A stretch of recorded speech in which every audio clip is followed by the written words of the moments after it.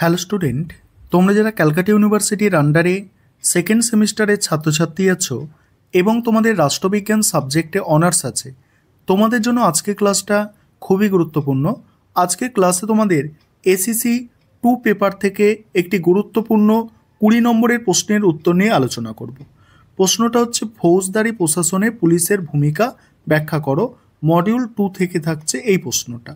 তোমাদের এই ACC 2 paper, এই পেপারের কোয়েশ্চেন প্যাটার্ন তোমরা জানো, যেখানে 20 নম্বরের 2টি বড় প্রশ্ন এবং 2 নম্বরের 5টি শর্ট প্রশ্ন থাকে। এবার তোমরা প্রশ্নের উত্তরটা বুঝে নাও। প্রথমেই তোমাদের ভূমিকা দিয়ে শুরু করতে হবে। সেখানে কি লিখবে দেখো, ভারতীয় পুলিশ ফৌজদারি বিচার ব্যবস্থার প্রধান ধাপ।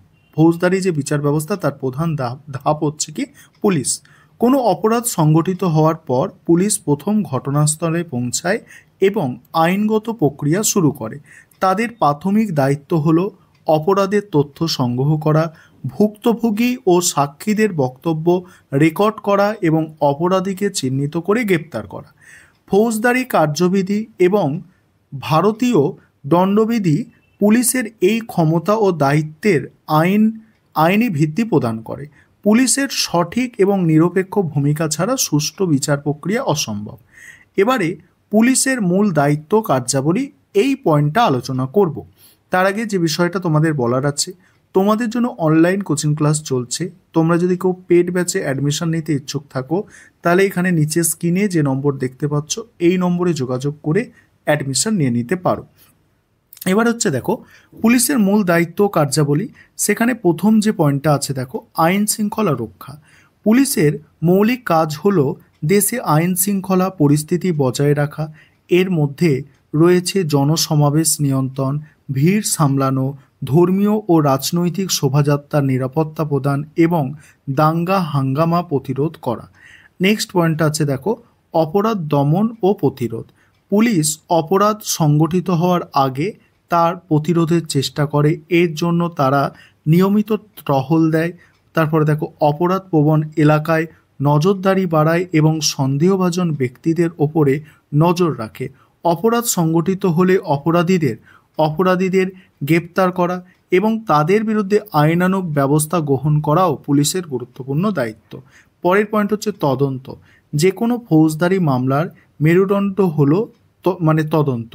পুলিশ অভিযোগ পাওয়ার পর ঘটনার পুঙ্খানুপুঙ্খ তদন্ত করে।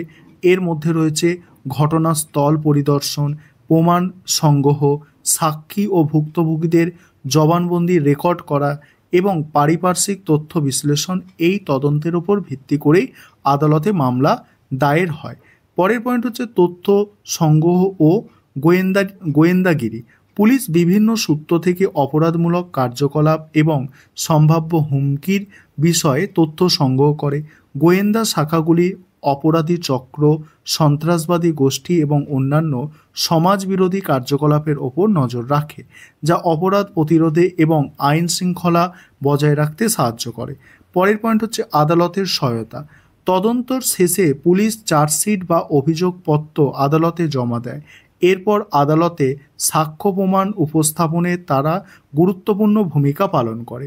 প্রয়োজনে পুলিশ অফিসার সাক্ষী হিসাবে আদালতে উপস্থিত হন এবং তাদের তদন্তের ফলাফল ব্যাখ্যা করেন। নেক্সট আছে দেখো, জনসাধারণের সাথে সম্পর্ক।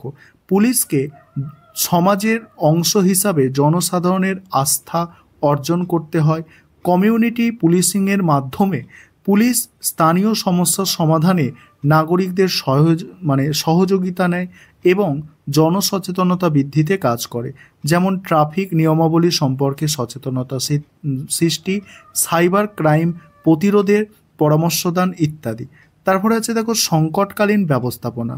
প্রাকৃতিক দুর্যোগ, দুর্ঘটনা বা যে কোনো জরুরি পরিস্থিতিতে পুলিশ ত্রাণ ও উদ্ধার কার্যে অংশ নেয় এবং ক্ষতিগ্রস্তদের সহায়তা করে।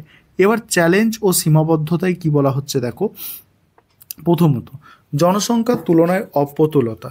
বিশাল জনসংখ্যার অনুপাতে পুলিশ কর্মীর সংখ্যা অপর্যাপ্ত, যা তাদের ওপর কাজের চাপ বাড়ায় এবং কার্যকরভাবে দায়িত্ব পালনে বাধা দেয়। নেক্সট পয়েন্ট হচ্ছে দেখো, আধুনিক প্রযুক্তির অভাব ও প্রশিক্ষণের ঘাটতি। অনেক ক্ষেত্রে পুলিশের কাছে আধুনিক প্রযুক্তি এবং উন্নত প্রশিক্ষণের অভাব দেখা যায়, যা তাদের তদন্ত প্রক্রিয়া এবং অপরাধ দমনের গতি আনতে প্রতিবন্ধকতা সৃষ্টি করে। তৃতীয়ত হচ্ছে রাজনৈতিক হস্তক্ষেপ। রাজনৈতিক প্রভাব বা হস্তক্ষেপ অনেক সময় পুলিশের নিরপেক্ষতা ও পেশাদারিত্বকে ক্ষুণ্ণ করে, যা তাদের স্বাধীনভাবে কাজ করতে বাধা দেয়। চতুর্থ, জনগণের আস্থার অভাব। কিছু ক্ষেত্রে পুলিশের বিরুদ্ধে দুর্নীতি বা ক্ষমতার অপব্যবহার এর অভিযোগ ওঠে, যা জনসাধারণের মধ্যে আস্থার সংকট তৈরি করে এবং তাদের সহযোগিতা পেতে অসুবিধা হয়। উপসংহারে কি লিখবে? উপসংহারে বলা যায়, ভারতে ফৌজদারি প্রশাসনে পুলিশের ভূমিকা অপরিহার্য। তারা শুধু আইনের রক্ষক নয়, সমাজের স্থিতিশীলতা ও নিরাপত্তার স্তম্ভ। অপরাধ দমন, তদন্ত, আইন প্রণয়ন এবং জনসেবার মাধ্যমে পুলিশ একটি সুস্থ ও নিরাপদ সমাজ গঠনে গুরুত্বপূর্ণ অবদান রাখে। এই প্রতিষ্ঠানকে আরও শক্তিশালী এবং আধুনিক করার জন্য নিয়মিত সংস্কার ও বিনিয়োগ জরুরি, আর যাতে তারা কার্যকরভাবে তাদের দায়িত্ব পালন করতে পারে এবং জনসাধারণের আস্থা অর্জন করতে পারে। এই ছিল তোমাদের একটি গুরুত্বপূর্ণ 20 নম্বরের প্রশ্নের উত্তর।